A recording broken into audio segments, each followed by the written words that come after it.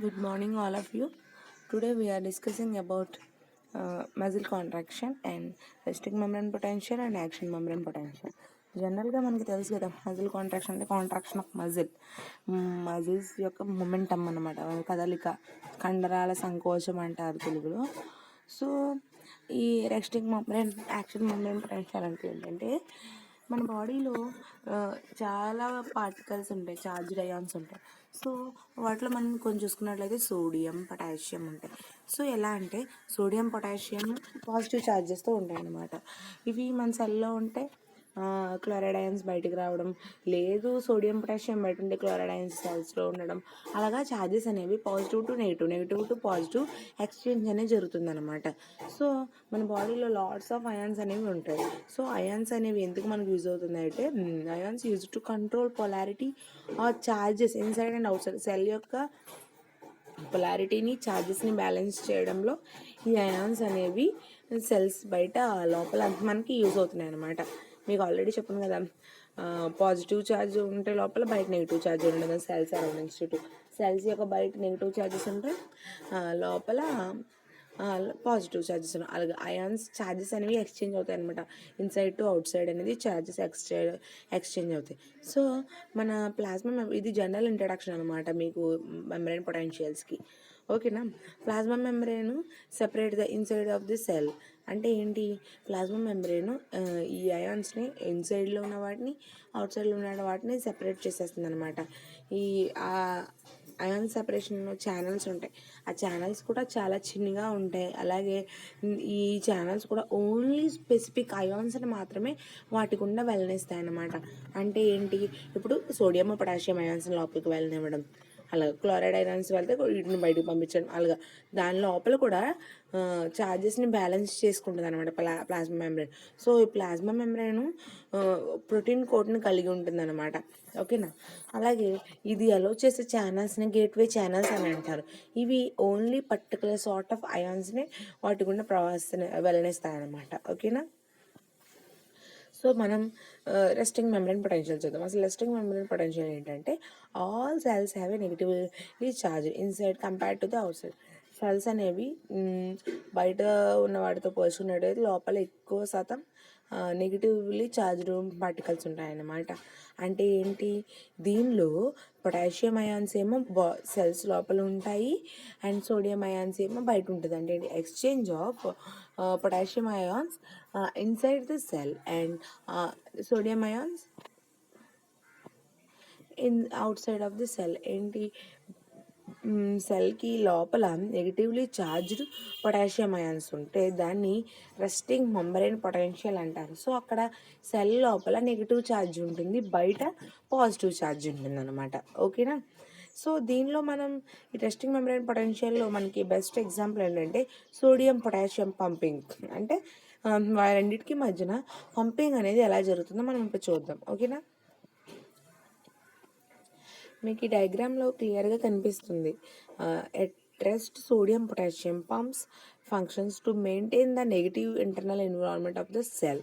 అంటే sodium potassium అనేది body cell లోపలికి ఎలా వెళ్తుంది, అలాగే ఏ విధంగా ఫంక్షన్ చేస్తుంది అనేది మనం ఇక్కడ చూడొచ్చు. చూడండి, ఇక్కడ మనకి ఇవి పంపింగ్స్ అనమాట. సెల్ నుంచి సెల్ లోపల నుంచి బయటికి, బయట నుంచి సెల్ లోపలికి ఎలా సోడియం లోపలికి వెళ్తే పొటాషియం ఎలా బయటకు వస్తుంది అనేది. ఓకేనా. Sodium potassium pumps out 3 sodium ions for every 2 potassium ions taken it. అంటే ఏంటి, ఒక 2 పొటాషియం అయాన్స్ బయటకు వచ్చేసరికి సోడియం అయాన్స్ 3 లోపలికి వెళ్తాయి అన్నమాట. అంటే ఏంటి, అయానిక్ బ్యాలెన్స్ అనమాట. 2 పొటాషియం అయాన్స్ యొక్క charge is equal to 3 sodium ions. So అలాగా 2 బయటకు వచ్చేసరికి 3 సోడియం అయాన్స్ అనేవి లోపలికి వెళ్తున్నాయి అనమాట. అలాగా ఆ అయాన్స్ని బ్యాలెన్స్ చేసుకుంటుంది. వీటితో పాటు ఏటీపీ కూడా వెళ్తుంది అనమాట. ఓకేనా. సో ఇక్కడ ఏమవుతుందంటే అయాన్స్ ఎక్స్చేంజ్ జరుగుతుంది అనమాట.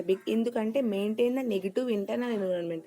సెల్ లోపల నెగిటివ్ ఇంటర్నల్ ఎన్విరాన్మెంట్ని మెయింటైన్ చేయడానికి sodium ions if they loss charges they can came in to out side of the cell and then 3 potassium sodium ions which can be entered in to cell అనమాట. అలా ion యొక్క balance చేసుకుంటుంది అనమాట. ఓకేనా. So ఈ మనం దీన్ని డయాగ్రామాటిక్గా చూసినట్లయితే ఫస్ట్ ఇక్కడ చూడండి, ఫస్ట్ డయాగ్రామ్లో ఇక్కడ పొటాషియం అయాన్స్ యొక్క నెగిటివ్లీ ఛార్జ్ కాన్సన్ట్రేషన్ అనేది తగ్గింది. అలా తగ్గినప్పుడు అవి బయటికి వెళ్ళిపోతే అప్పుడు వెంటనే మీకు చెప్పాను కదా 3 సోడియం అయాన్స్ అలాగే with the help of ATP which can be entered in to the cell. So అవి ఎప్పుడైతే లోపలికి వెళ్ళినాయో ఏడీపీ అండ్ పొటాషియం అయాన్స్ బయటకు వచ్చేస్తాయి అనమాట. ఏడీపీ అండ్ పొటాషియం అయాన్స్ బయటకు వచ్చేస్తాయి. లేదు తర్వాత సోడియం అయాన్స్ బయటకు వచ్చేస్తే 2 పొటాషియం అయాన్స్ లోపలికి వెళ్తుంది. సో అలాగా ఈ అయాన్స్ ఎక్స్చేంజ్ జరగడాన్ని సోడియం పొటాషియం పంప్ అంటారు. వెరీ ఈజీగా అనమాట, క్లియర్ కట్గా. So the sodium potassium pumps keeps a high concentration of sodium ions outside of the cell and low concentration inside. ఈ సోడియం పొటాషియం పంప్లో ఏముంటుందంటే ఈ సోడియం అయాన్కి మూడు ఎలక్ట్రాన్స్ ఉన్నాయి కదా బయటన. సో బయట కాన్సన్ట్రేషన్ అనేది లోపల కాన్సన్ట్రేషన్తో పోల్చుకుంటే చాలా ఎక్కువగా ఉంటుంది అనమాట కాన్సన్ట్రేషన్. సో ఇక్కడ ఏం జరుగుతుందంటే సోడియం అయాన్స్ యొక్క కాన్సన్ట్రేషన్ అనేది పొటాషియం అయాన్స్తో పోల్చుకుంటే గాఢత అంటారు కదా, లైక్ అది ఎక్కువగా ఉంటుంది అనమాట. సెల్కి కణానికి బయటన ఉన్న గాఢత ఎక్కువగా ఉండి లోపల గాఢత అనేది తక్కువగా ఉంటుందంట. గాఢత అనేది బయట ఎందుకు ఎక్కువగా ఉంటుందంటే సోడియం అయాన్స్ 3 ఎలక్ట్రాన్స్ని కలిగి ఉన్నాయి, పొటాషియం అయాన్స్ ఏమో ఓన్లీ 2 ఉన్నాయి. సో అందువలన కాన్సన్ట్రేషన్ గాఢత అనేది సెల్కి ఇన్సైడ్ ఎక్కువగా ఉంటుంది, సెల్కి అవుట్ సైడ్ తక్కువగా ఉంటుంది అనమాట, ఎక్కువగా ఉంటుంది, ఇన్సైడ్ ఏమో ఎక్కువగా ఉంటుంది. ఓకేనా. It also keeps A high concentration of potassium ions and లో కాన్సన్ట్రేషన్ ఇన్సైడ్. పొటాషియం అయాన్స్ బయటకు వస్తే వాటి కాన్సన్ట్రేషన్ని ఎక్కువ చేస్తాయి అన్నమాట. బట్ సెల్ లోపల కాన్సన్ట్రేషన్ కన్నా సెల్కి బయట ఉండే కాన్సన్ట్రేషన్ ఎక్కువ. ఈవెన్ అయాన్ ఎక్స్చేంజ్ జరిగి సోడియం బదులు పొటాషియం వచ్చినా కూడా బయటే కాన్సన్ట్రేషన్ అనేది ఎక్కువ ఉంటుంది అనమాట సెల్ లోపల కన్నా. ఓకేనా. సో మనకి రెస్టింగ్ మెమ్బ్రేన్ పొటెన్షియల్ అంటే ఏంటంటే సెల్స్ అనేవి నెగిటివ్లీ ఛార్జ్డ్ బయటతో పోల్చుకుంటే లోపల నెగిటివ్లీ ఛార్జ్డ్ కాన్సన్ట్రేషన్ ఉంటుంది. సో ఆ కాన్సన్ట్రేషన్ వలన సెల్స్ అనేవి negatively charged particles inside of the cell. But when compared to the out side there is a positive charge in out side. But మనం ఈ ఛార్జెస్లో చూసుకుంటే లోపల నెగిటివ్ ఉండి బయట పాజిటివ్ ఉంటుంది. అదే మనం ఛార్జెస్ కాకుండా కాన్సన్ట్రేషన్లో చూసుకుంటే లోపల కాన్సన్ట్రేషన్ తక్కువ ఉండి బయట కాన్సన్ట్రేషన్ అనేది ఎక్కువగా ఉంటుంది అనమాట. వెన్ ద అయాన్స్ ఎక్స్చేంజ్ అనేది జరిగినా కూడా కాన్సన్ట్రేషన్ అనేది మాత్రం బయటనే ఎక్కువ ఉంటుంది. ఓకేనా, క్లియర్గా ఉంది కదా. సో లోపల పొటాషియం అయాన్స్ 2 ఉంటే బయట 3 సోడియం అయాన్స్ ఉన్నాయి. ఈ ఎక్స్చేంజ్ సోడియం లోపలికి వెళ్ళి పొటాషియం బయటకు వచ్చినా కూడా మనకి కాన్సన్ట్రేషన్లో చేంజ్ ఉండదు. ఆ బయటకు వచ్చిన వాటిని ఇంకా కాన్సన్ట్రేషన్ పెంచుతాయి తప్ప లోపల కాన్సన్ట్రేషన్ పెరగదు. ఈవెన్ లైక్ దట్ ఛార్జెస్ కూడా లోపల ఎప్పుడు నెగిటివ్ ఛార్జ్ ఉంటుంది, బయట ఎప్పుడు పాజిటివ్ ఛార్జ్ ఉంటుంది అనమాట. So this is the resting membrane potential. Next action membrane potential.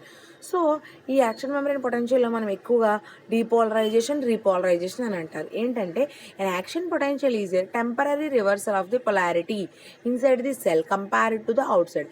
ఇక్కడ ఏంటంటే సెల్ యొక్క బయట కన్నా లోపలతో పోల్చుకుంటే బయట పొలారిటీ అనేది మారుతూ ఉంటుంది అనమాట. లైక్ మనం ఒక గ్రాఫ్లో చూసుకున్నట్లయితే ఒక్కసారిగా పొలారిటీ పెరిగిపోతుంది అండ్ దెన్ ఒక్కసారిగా తగ్గిపోతుంది అనమాట. సో అలాగా ఇక్కడ పొలారిటీ అని ఉంటుంది అనమాట. సెల్స్లో ఒక పొలారిటీ అంటే polarity is nothing but charges. So ఇక్కడ ఏం జరుగుతుందంటే చెప్పాను కదా, పొలారిటీ అంటే సెల్స్ యొక్క ఇన్సైడ్ పొలారిటీ కన్నా అవుట్ సైడ్ పొలారిటీ అని జస్ట్ రివర్సల్ అంటే ఒక్కసారిగా రైజ్ అయ్యి ఒక్కసారిగా డౌన్ అవుతుంది అనమాట. So when the rising of the cell polarity is called depolarizing phase. When the rising కాకుండా వెన్ ది అప్స్టన్ అంటే కిందకి తగ్గిపోవడాన్ని. Okay, when it comes to normal phase, then it is called as repolarizing state అనమాట. So this action potentials are responsible for sending signals in neurons. ఈ action potentials మనకి ఏ విధంగా ఉపయోగపడుతున్నాయి అంటే న్యూరాన్స్కి సిగ్నల్స్ని సెండ్ చేయడానికి యూజ్ అవుతున్నాయి. సో యాక్షన్ పొటెన్షియల్లో మీకు ఆల్రెడీ చెప్పాను కదా, 2 టైప్స్ ఆఫ్ యాక్షన్ పొటెన్షియల్స్ ఉంటాయి. అవేంటి? Depolarisation and repolarisation. డీపోలరైజేషన్ అంటే ఏంటో చూడండి. This is the rapid change of negative changes inside the cell to A positive charge. ఇక్కడ ఏంటంటే సెల్ యొక్క లోపల నెగిటివ్ ఛార్జ్ నుంచి వెంటనే rapid and with in a మినిట్లో పాజిటివ్ ఛార్జ్కి మార్చుతాయి అనమాట. చూడండి, విత్ ఇన్ ఏ మినిట్లో మారి వెంటనే యాజ్ ఇట్ ఈస్ స్టేజ్కి వచ్చేస్తాయి అనమాట. రీపోలరైజింగ్ స్టేజ్లో ఏంటంటే ఒక్కసారిగా పెరుగుతుంది అనమాట. నెగిటివ్ ఛార్జ్ అనేది వెంటనే పాజిటివ్గా మార్చేస్తుంది. అప్పుడేం జరుగుతుందంటే న్యూరాన్కి సిగ్నల్స్ని సెండ్ చేస్తాయి అన్నమాట. చూసారా, అసలు మజిల్స్లో ఉన్న సెల్స్ నుంచి సిగ్నల్ అనేది న్యూరాన్స్కి ఏ విధంగా ట్రాన్స్ఫర్ అవుతుందో అలాగా సెల్స్ యొక్క లోపల నెగిటివ్ ఛార్జ్ని పాజిటివ్గా మార్చడాన్ని డీపోలరైజేషన్ అంటారు. సో ఈ డీపోలరైజేషన్ అనేది ఎలా వర్క్ అవుతుందో చూద్దాం. Voltage gated sodium channels are open. So ఇక్కడ వోల్టేజ్ గేటెడ్ సోడియం ఛానల్స్ ఉంటాయి. So these channels which can be helps to change the positive charges in cell. ఓకేనా. High concentration of sodium outside rushes to area of low concentration inside the cell. మీకు already చెప్పాను కదా, sodium అనేది బయట ఉన్నప్పుడు concentration అనేది ఎక్కువగా ఉంటుంది. When compared to the inside of the సెల్లో లో కాన్సన్ట్రేషన్ అనేది ఉంటుంది. Influx of positive ions into the cell. Positive ions body సెల్స్లోకి వెళ్తాయి. అలాగే cells interior becomes positive compared to out సైడ్. సెల్స్ లోపల అనేది ఈ డీపోలరైజేషన్లో ఒక్కసారిగా పాజిటివ్ అవుతుంది అనమాట. వెన్ కంపేర్ అవుట్ సైడ్తో పోల్చుకుంటే ఇన్సైడ్లో పాజిటివ్ ఛార్జ్ అనేది వస్తుంది అనమాట. విత్ ఇన్ ఏ మినిట్లో డీపోలరైజేషన్ జరుగుతుంది అనమాట. ఏంటి? సెల్స్ యొక్క ఛార్జెస్ అనేవి మారుతాయి. సో ఎలా అంటే ఈ diagrammatic representative sodium gated channels ద్వారా సో ఒక్కసారిగా ఈ పాజిటివిటీ అనేది సెల్స్ లోపలికి వెళ్ళి అక్కడ పాజిటివిటీని పెంచుతుంది. వెంటనే రీపోలరైజేషన్ జరుగుతుంది అనమాట. Repolarisation is the return to negative interior of this. చెప్పాను కదా, ఒక్కసారిగా ఇక్కడ గ్రాఫికల్గా చూపించాను చూడండి. ఒక్కసారిగా పెరిగి ఒక్కసారిగా డౌన్ అయిపోతుంది అనమాట. అంటే ఏంటి? పాజిటివ్ నుంచి వెంటనే నెగిటివ్కి వచ్చేస్తుంది అనమాట. అలా నెగిటివ్కి వచ్చేయడాన్ని రీపోలరైజేషన్ అంటారు. This occurs very quickly after the sodium ions enter the cell. అంటే ఎప్పుడైతే సోడియం అయాన్స్ మన బాడీలోకి ఎంటర్ అవుతున్నాయో వెంటనే ఇది జరిగి డీపోలరైజేషన్ నుంచి రీపోలరైజేషన్ వచ్చేస్తుంది అనమాట. అంటే పాజిటివ్ ఛార్జ్ నుంచి నెగిటివ్ ఛార్జ్ వచ్చేస్తుంది అనమాట. సో ఇక్కడ వర్కింగ్ ఎలా జరుగుతుందంటే వోల్టేజ్ గేటెడ్ ఛానల్ అంటే కే ఛానల్స్ ఓపెన్ అయిన వెంటనే ఇవి బయటకు వచ్చేసి అక్కడ నెగిటివ్ ఛార్జ్ వచ్చేది అనమాట. So high concentration of K channels అని ఇన్సైడ్ ద సెల్. అక్కడ సెల్ యొక్క లోపల కాన్సన్ట్రేషన్ అనేది ఎక్కువగా ఉంటుంది అనమాట ఒక మినిట్లో. So potassium ions rashes out of the cell. So this is the action membrane potential and resting membrane potential. మీకు ఇది 4 మార్క్స్కి ఇంపార్టెంట్ అనమాట. ఓకేనా. సో చూద్దాం మజిల్ కాంట్రాక్షన్ ఆఫ్ మజిల్. మనం ఇలా పిటికిల్ని బిగించినప్పుడు కాంట్రాక్షన్ జరిగి కండర సంకోచం జరుగుతుంది. అంటే ఏంటి?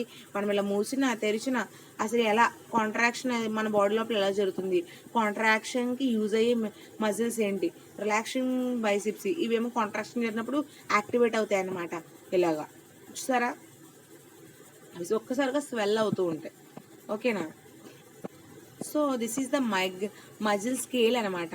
సో మజిల్ కాంట్రాక్షన్లో మనకి మోటార్ యూనిట్ మీకు ఆల్రెడీ నేను లెసన్ చెప్పినప్పుడు మోటార్ నర్వ్ అంటే ఏంటో చెప్పాను, గుర్తుందా? Motor neuron which can be send. Motor neuron ఎక్కడ ఉంటుందని చెప్పాను మీకు? డెండ్రైట్స్ యాక్సాన్ దగ్గర ఉంటుంది motor neuron which can be send information to cell body to dendrite అని చెప్పాను. ఓకేనా. ఈ motor neuron and all controlled muscle fibres వీటి రెండింటిని కలిపి ఏదైతే motor neuron which can B అక్కడ ఇన్ యాక్సాన్ టెర్మినల్, సో అది అలాగే మజిల్ ఫైబర్స్ని కలిపి మనం మోటార్ యూనిట్ అని అంటారనమాట.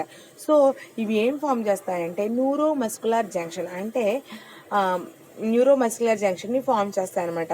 They are connected with fibre అంటే ఫైబర్స్తో ఇలాగా ఇక్కడ చూడండి, ఫైబర్స్తో ఒకదాంతో ఒకటి కనెక్ట్ అయి ఉన్నాయా, ఇవి మోటార్ న్యూరాన్స్ అనమాట. మోటార్ న్యూరాన్స్ మజిల్లో ఉన్న న్యూరోమస్కులర్ జంక్షన్స్తో ఎలా కనెక్ట్ అయినాయి అంటే ఏంటి, ఇప్పుడు ఇలా మనం మూసి తెరుస్తున్నామంటే వెంటనే సిగ్నల్ మన బ్రెయిన్కి వెళ్ళిపోద్ది అనమాట ఈ మోటార్ న్యూరాన్స్ ద్వారా. అలాగా సిగ్నల్స్ని పాస్ ఆన్ చేయడానికి మోటార్ న్యూరాన్స్ అనేది వర్క్ చేస్తుంది. సో ఈ మోటార్ న్యూరాన్స్తో ఉన్న మజిల్ ఫైబర్స్ని కలిపి మోటార్ యూనిట్ అనటం. సో మజిల్ కాంట్రాక్షన్లో ఫస్ట్ స్టెప్ ఏంటి, action potential moves down motor neuron. ఇక్కడ యాక్షన్ పొటెన్షియల్ అంటే ఏం చెప్పాను మీకు చెప్పండి. When the positive charge when comes in to the cell and అక్కడ ఒక్కసారిగా పాజిటివ్ పెరిగి అండ్ రీపాలరేషన్ జరిగి నెగిటివ్ ఛార్జ్ వచ్చేసిందని చెప్పారు కదా, అలాగా ఒక్కసారిగా ఇన్ఫర్మేషన్. అసలు మీకు మజిల్ కాంట్రాక్షన్ అంటే ఏంటంటే కండర సంకోచం, అంటే కండరాల్లో కదలిక జరిగి ఇప్పుడు మనం ఇక్కడ కండరాన్ని ఇలా మూచి సంకోచించామా, అది వెంటనే మన బ్రెయిన్కి వెళ్ళి అసలు మనం చేయాలో ఓపెన్ చేయాలన్నా, నేను రాయాలన్నా, నేను మాట్లాడాలన్నా విత్ మన పర్మిషన్, మన బ్రెయిన్ యొక్క పర్మిషనే. సో మజిల్ కాంట్రాక్షన్కి మీకు నేను ఇక్కడ స్లైడ్స్ డిస్ప్లే చేశాను కదా, అది రాస్తే మీకు ఈజీగా ఉంటుందన్నమాట. సో ఎప్పుడైతే యాక్షన్ పొటెన్షియల్ అనేది మోటార్ న్యూరాన్కి మూవ్ అవుతుందో అక్కడ acetylcholine is released from the synaptic vesicle నుంచి ఎసిటోకొలైన్ అనేది రిలీజ్ అవుతుంది అనమాట. అంటే ఓకే, యాక్షన్ పొటెన్షియల్ మోటార్ న్యూరాన్లోకి వెళ్ళింది, వెంటనే ఆ మోటార్ న్యూరాన్లో ఎసిటైల్ కొలైన్ రిలీజ్ అయిపోతుంది అనమాట సినాప్టిక్ వెజికల్ నుంచి. ఆ ఎసిటైల్ కొలైన్ అనేది రిలీజ్ అయ్యి అక్కడ ఉన్న సార్కోలెమ్మాతో బైండ్ అవుతుంది అనమాట. ఆ సార్కోలెమ్మాతో బైండ్ అవుతుంది. సో ఆ సార్కోలెమ్మాలతో బైండ్ అయిన వెంటనే యాక్షన్ పొటెన్షియల్ అనేది ఎక్కడి నుంచి మోటార్ న్యూరాన్ నుంచి ఈ సార్కోప్లాస్మిక్ రెటిక్యులంలోకి టీ ట్యూబ్యూల్స్ నుంచి సార్కోప్లాస్మిక్ రెటిక్యులంలోకి మూవ్ అవుతుంది అనమాట. సో ఈ సార్కోప్లాస్మిక్ రెటిక్యులం అనేది ఇలాగ బండిల్స్ లాగా ఉంటుంది. సో ఇక్కడ మూవ్ నుంచి ఇలా పాస్ ఆన్ అవుతూ అలాగా ఒక సార్కోలెమ్మ నుంచి ఇంకో దానికి ఇలా ఇన్ఫర్మేషన్ అనేది ఈ మోటార్ న్యూరాన్ నుంచి టీ ట్యూబ్యూల్స్ ద్వారా సార్కోప్లాస్మిక్ రెటిక్యులంలోకి పాస్ అవుతుంది, మూవ్ అవుతుంది అనమాట. సో అలా మూవ్ అవడానికి మనకి ఎసిటైల్ కొలైన్ అనేది యూజ్ అవుతుంది అనమాట. ఈ ఎసిటైల్ కొలైన్ అనేది మనకి ఎక్కడి నుంచి రిలీజ్ అవుతుంది అంటే సినాప్టిక్ వెసికల్ నుంచి రిలీజ్ అవుతుంది. దెన్ కాల్షియం అయాన్స్ అనేవి రిలీజ్ అవుతాయి అనమాట. ఈ కాల్షియం అయాన్స్ సార్కోప్లాస్మిక్ రెటిక్యులంతో బైండ్ అయ్యి ట్రోపినోన్ కాజింగ్ టు చేంజ్ అదే బైండ్ అవుతాయి అనమాట. బైండ్ అయ్యి అక్కడ మజిల్లో షేప్ని మార్చుతాయి అనమాట. ఈ షేప్ మార్చడం వల్ల ఏంటంటే ట్రోపోమైసిన్ అనేది రిలీజ్ అవుతుంది అనమాట. ఈ ట్రోపోమైసిన్ అనేది మజిల్ యొక్క మోటార్ న్యూరాన్స్ యొక్క షేప్ మార్చడానికి ట్రోపోమైసిన్ అనేది యూజ్ అవుతుంది అనమాట. సో ఈ tropomyosin moves to reveal binding site on actin. అంటే యాక్టిన్ అనేది థిన్ ఫిలమెంట్ అనమాట. ఈ ట్రోపోమైసిన్ అనేది బైండింగ్ సైట్లో రిలీజ్ అయ్యి అక్కడ యాక్టిన్లో ఇన్ఫర్మేషన్ అనేది స్టోర్ చేస్తుంది అనమాట. ఎంత ఫాస్ట్గా ఇన్ఫర్మేషన్ అనేది పాస్ అవుతుందంటే జస్ట్ సెకండ్లో మనం కళ్ళు మూసి తెరిచి అంటే కనురెప్ప వేసి తెరిచేలోపు ఇన్ఫర్మేషన్ అనేది పాస్ అవుతుంది అనమాట. So and then myosin and ATP attached to actin.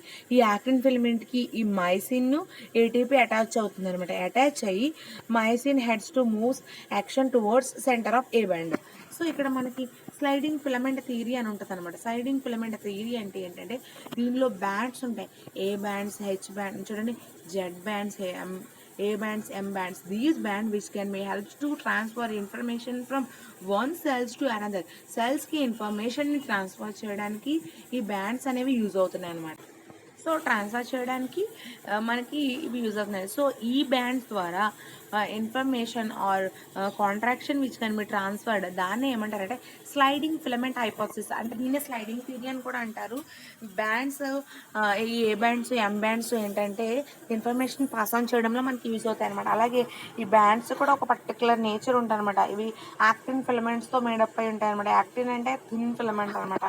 So ఫైనల్గా ఏటీపీ కాల్షియం అయాన్స్ ఏం చేస్తాయంటే మైసిన్ని డిటాచ్ చేసేస్తాయి అనమాట. చేసేసిన వల్ల ఈ కాంట్రాక్షన్ జరిగి అక్కడ కాల్షియం అనేది సార్కోప్లాస్మిక్ రెటిక్యులంలోకి పంప్ అవుతుంది అనమాట. తర్వాత ట్రోపోనిన్ అనేది రిటైర్డ్ అంటే ఏంటి, ఎప్పుడైతే కాల్షియం అయాన్స్ అనేవి మజిల్లోకి ఎంటర్ అయినావో ట్రోపోమైసిన్, ట్రోపోనిన్ అనేవి ఆటోమేటిక్గా రీఅటాచెస్ అయిపోయి అంటే వెళ్ళిపోతాయి అన్నమాట.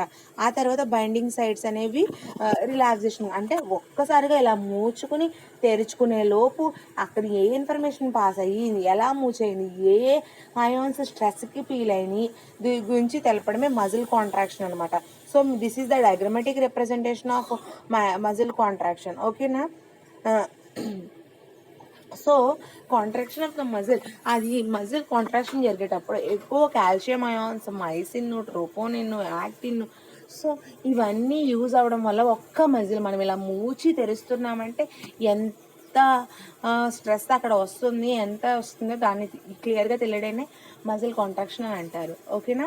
మీకు అర్థమైందా? ఇది కూడా మీకు 4 మార్క్స్కి ఇంపార్టెంట్. మొన్న చెప్పాను కదా మీకు గుర్తుందా, న్యూరాన్ మాత్రం మీకు ఎక్సైకి చాలా ఇంపార్టెంట్. ఇన్ కేస్ మీకు ఏమైనా డౌట్స్ ఉంటే నన్ను అడగండి. ఓకేనా? Thank you.